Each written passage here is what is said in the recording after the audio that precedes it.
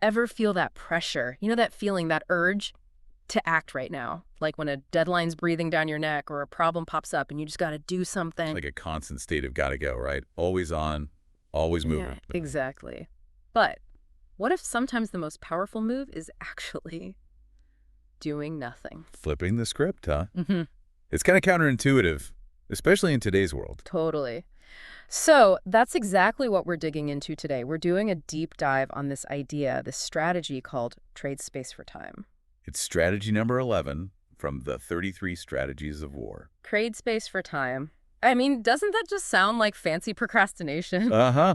Well, it's Uh, not about just delaying for the sake of it. It's more like a strategic retreat, a very deliberate decision to hold back, to wait for the perfect moment to strike instead of rushing in head first. So, not procrastination, but like calculated procrastination. Uh-huh. Yeah. Yeah, you could say that. It's more about choosing non-engagement strategically. Okay, I'm starting to get it. But for anyone listening, why should they even care about this? What's the big takeaway? Well, understanding this idea can really change your approach to problems and challenges. It gives you a whole new perspective, showing that sometimes patience and timing are way more powerful than just, jumping into action.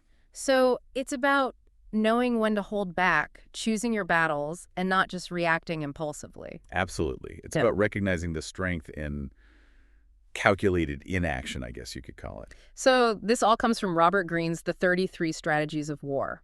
And Greene was looking at some pretty serious conflicts and strategies. Oh, for sure. And a key idea that he highlights is that acting too soon without thinking it through, that's a recipe for disaster. The best strategists, they get this. They understand the power of stepping back, analyzing the situation, and waiting for the perfect opportunity to make their move. Okay, so let's get into a real life example. And what better example than one of history's most famous military blunders, Napoleon's invasion of Russia in 1812. Oh yeah, talk about miscalculation. Hmm. Napoleon's Grand Army, they marched into Russia with something like 600,000 soldiers. I mean, on paper, they were a juggernaut. Yeah, a huge force. So they probably thought they were going to roll right through Russia, like they did in other campaigns. Quick and decisive victory. Exactly. But the Russians, they had other plans.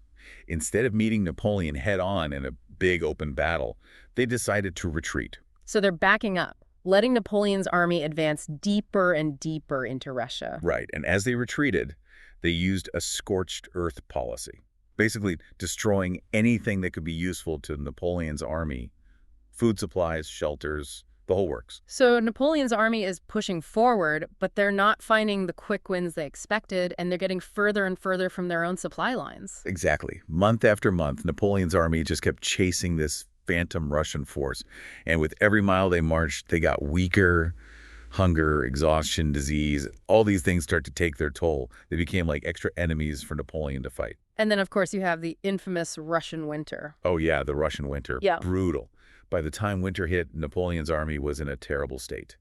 Starving, freezing, exhausted, and miles from home. And that's when the Russians decided to strike back. Yeah. The Russians launched their counterattack against this weakened, demoralized, overextended French army. It was a complete disaster for Napoleon. His once mighty army was practically destroyed. Wow. So the lesson here is sometimes it's better to appear weak, to retreat, to give up ground. Yeah, it's counterintuitive. Yeah. But sometimes letting your opponent think they're winning, that's the best way to defeat them. You basically let them destroy themselves. Greene talks about a few key advantages of delaying engagement. Can you walk us through those? Sure. First, like we saw with Napoleon, it forces your opponent to overextend themselves, to spread their resources thin. So you wait and they wear themselves out chasing you. Exactly. Second, delaying gives you valuable time. Time to build up your own strength, to gather resources to refine your plans. And third, it can really frustrate your opponent. When they don't get the quick win they expected, they might start making rash decisions, mistakes that you can exploit. It's like that saying, haste makes waste, right? The faster you try to move, the more likely you are to make a mistake. Yeah, exactly. And this principle, it applies to so many areas of life, not just military strategy. Think about business, for example. Oh, yes. So many business battles are won and lost based on timing. Definitely. Imagine a company that sees a competitor making a big, splashy move. Maybe they launch a new product that's way too expensive to produce. Or maybe they expand too quickly into new markets. A smart company might just sit back, watch, and wait.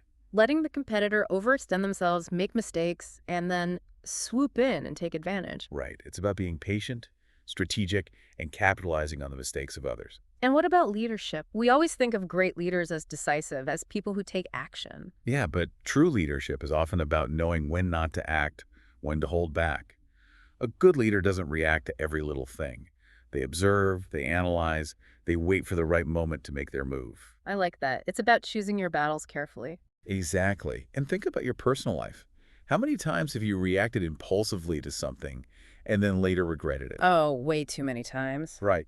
Sometimes the best thing you can do is just take a breath, step back, and give yourself some time to think before you respond. I mean, sometimes you just got to let things cool down, right? Right. And give yourself time to process, to think things through. Exactly. Patience in personal relationships, it can make a huge difference. It's usually better to let things settle down a bit before you jump into a conflict. Speaking of patience, the book also talks about China and its global trade strategy. And it's interesting because it's not about military power, it's about economic influence. Right. China's strategy has been all about slow, steady expansion. Instead of going head-to-head with the U.S., they've been gradually building up their economic power, making strategic investments, forging relationships around the world. So they're playing the long game, not looking for quick wins, but focusing on long-term growth. Exactly. They're accumulating power over time rather than trying to grab it all at once. And it's working. They've become a major global player without having to go to war with anyone. That's a pretty impressive feat. It really is. It shows that patience, strategy, and timing can be way more effective than just raw aggression. So much of this comes down to controlling your emotions, doesn't it? It's so easy to get caught up in the moment, to feel like you have to react instantly, especially when you're feeling angry or scared. Oh, absolutely. The book talks a lot about the dangers of acting out of fear or ego. When you let those emotions drive your decisions, you become predictable. And predictability makes you vulnerable. So you become easy to manipulate. You walk right into traps. Right. Someone who's more patient, more strategic, they can see those traps coming and they can use them against you. Let's talk about another historical example. This time, it's George Washington and his leadership during the American Revolution. And his situation was way different from Napoleon's, right? Totally different. Washington's Continental Army was a ragtag bunch compared to the British forces. They were outnumbered, outgunned, and outexperienced. Not exactly a recipe for success. So what did he do? Washington knew that he couldn't win in a straight-up fight, so he avoided those big, decisive battles. His strategy was all about survival and wearing down the British over time. So he was playing the long game too, just like China. Exactly. He used strategic retreats, hit-and-run tactics, anything to avoid a major confrontation. He made the war as costly and as frustrating for the British as possible. So in this case, trading space for time wasn't about letting the enemy overextend themselves, like with Napoleon. It was about dragging things out, making the conflict so painful for the British that they eventually just wanted to quit. Right. He knew that he couldn't win a quick victory, so he focused on making the war unsustainable for the British in the long run. And it worked. It's amazing what you can accomplish with a little bit of patience and the right strategy. Absolutely. Sometimes retreating, delaying, avoiding a fight, those can be the most powerful moves you can make. But the book does warn against waiting too long, right? There's a point where inaction becomes a problem. Yeah, there's a fine line between strategic patience and just plain procrastination. Right. You can't wait forever. At some point, you gotta act. That's the tricky part. Aha! Knowing when to wait and when to strike. The world's constantly changing. You got to be ready to adapt, to seize opportunities when they appear. And you gotta be careful not to wait so long that the opportunity disappears completely. Right. You miss the boat, so to speak. Speaking of missing the boat, let's talk about Nokia. They were the kings of the mobile phone world, but then smartphones came along and, well, they kind of dropped the ball. They definitely did. They saw the rise of smartphones. They saw Apple and Android taking off, but they were slow to adapt. They hesitated. They waited too long to make a move. And by the time they finally tried to get into the smartphone game, it was too late. Yeah, they missed their chance. The market had already moved on. It's a classic example of how waiting can be good, but only up to a point. You got to strike while the iron is hot. Okay, so let's get practical. For someone listening right now who's thinking, this all sounds interesting, but how do I actually use this trade space for time strategy in my own life? What are some concrete steps they can take? Well, first off, learn to take a step back. When you find yourself in a tough situation, don't react impulsively. Give yourself time to cool down, to think things through. So don't let your emotions control your actions. Exactly. And remember, time can be your ally. Sometimes the best thing you can do is just wait. Let things develop. Let your opponent make the first move. That's like in chess, right? Sometimes the best move is to do nothing and let your opponent make a mistake. Precisely. And while you're waiting, use that time to strengthen your own position. Learn new skills, build relationships, gather resources, prepare yourself so that when the time is right, you're ready to strike. So it's not passive waiting, it's active preparation. Exactly. And here's another tip. Be unpredictable. If you're in a situation where you're facing an opponent, don't always react the way they expect. Keep them guessing.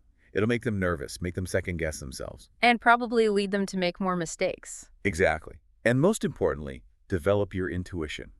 Learn to recognize the right moment to act. Sometimes that moment will be obvious, sometimes it'll be subtle. It takes practice to know when to hold back and when to go all in. It's like knowing when to fold your cards in poker. Yeah, perfect analogy. Sometimes it's better to walk away from a bad hand than to keep throwing good money after bad. And in the world of investing, one of the best examples of this is Warren Buffett. He's famous for his patience, his willingness to wait for the perfect opportunity. Yeah, Buffett's a master of this. He's not chasing quick profits. He's looking for long-term value. He'll sit on the sidelines for years if he has to, waiting for the right investment to come along. He's not swayed by fads or trends. He's got his own strategy and he sticks to it. Right. He's not afraid to miss out on a few good opportunities if it means waiting for a great one. And his track record speaks for itself. So the big takeaway here is that patience, strategic thinking, and knowing when to act, these are incredibly powerful tools. Absolutely. And they're tools that anyone can learn to use. It's not about being passive or timid. It's about being smart, strategic, and ultimately more successful. It's about winning the war, not just the battle. Exactly. Trade space for time. It's a simple concept, but it has the potential to change your entire approach to challenges and opportunities. So as you go about your day, think about the situations you encounter, the problems you face, the decisions you have to make, and ask yourself, could trading space for time be a better way to approach this? What would happen if I just waited, observed, and allowed things to unfold a bit before I jumped in? It's a powerful idea, and it might just lead you to some surprising outcomes.